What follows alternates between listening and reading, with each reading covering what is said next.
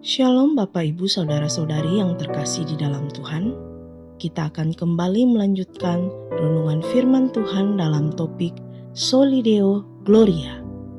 Bagian firman Tuhan terambil dari Wahyu pasal 4 ayat 11 terjemahan baru kedua yang berbunyi demikian.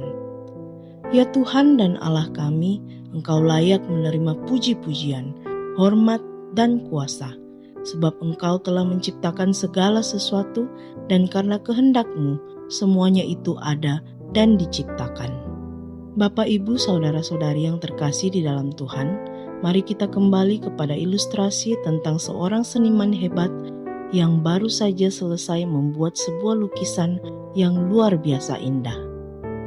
Semua orang yang melihatnya berkumpul dan bertepuk tangan dengan kagum. Demikian pula dengan ayat ini. Ayat yang menggambarkan tepuk tangan meriah di surga untuk Tuhan.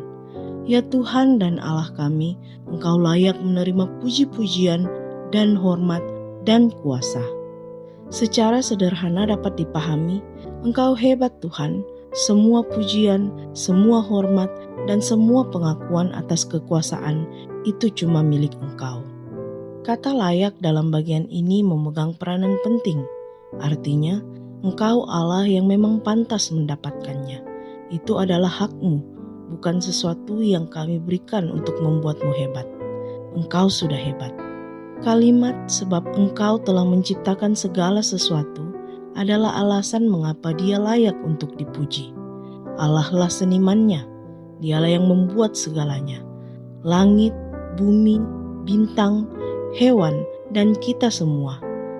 Dan oleh karena kehendak-Mu semuanya itu ada. Bagian ini semakin menegaskan bahwa Allah membuat semua ini. Semua ini terjadi bukan karena kecelakaan atau terpaksa. Karena Allah membuatnya dalam kasih-Nya yang kekal. Kita ada di dunia ini hanya karena Tuhan ingin kita ada. Keberadaan kita adalah rencananya. Wahyu pasal 4 ayat 11 adalah dasar dari semua penyembahan. Jika 1 Korintus pasal 10 ayat 31 yang menjadi perenungan kita kemarin adalah tentang bagaimana kita melakukannya, Wahyu pasal 4 ayat 11 adalah tentang alasan mengapa kita melakukannya. Mengapa Tuhan layak mendapatkannya? Sebab Dialah yang menciptakan kita. Kita adalah milik-Nya. Sebab Dia memiliki kehendak, tujuan atas kita. Hidup kita bukan kebetulan. Menghidupi ayat ini berarti menjalani hari kita dengan kesadaran penuh bahwa kita adalah ciptaan yang hidup untuk Sang Pencipta. Oleh sebab itu, kita dapat menghidupi ayat ini dengan mengubah pola pikir kita bahwa hidupku bukan milikku.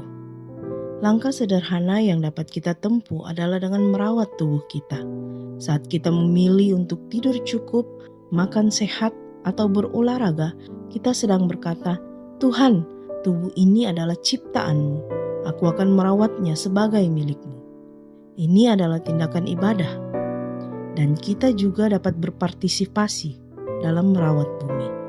Melalui hal-hal sederhana seperti tidak membuang sampah sembarangan atau mengagumi alam adalah cara kita menghormati karya Sang Pencipta.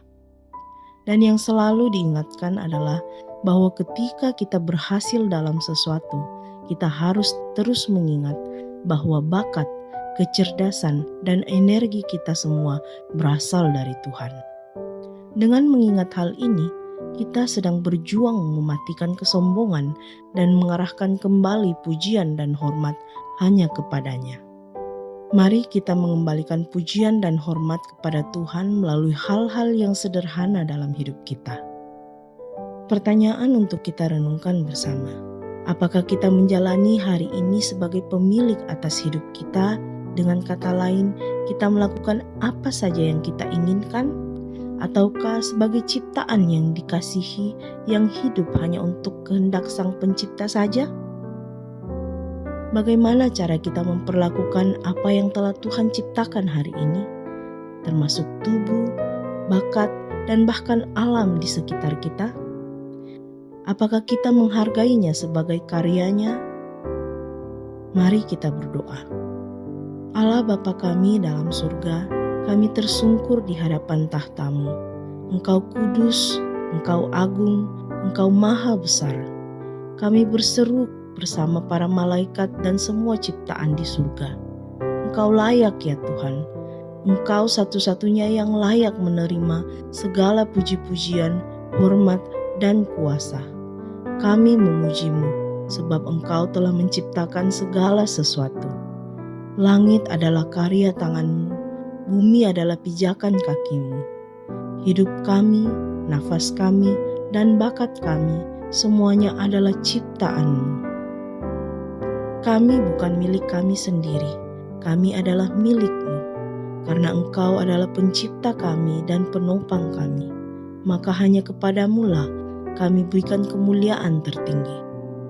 Jadikan hidup kami sebagai pujian yang terus-menerus bagi keagungan-Mu.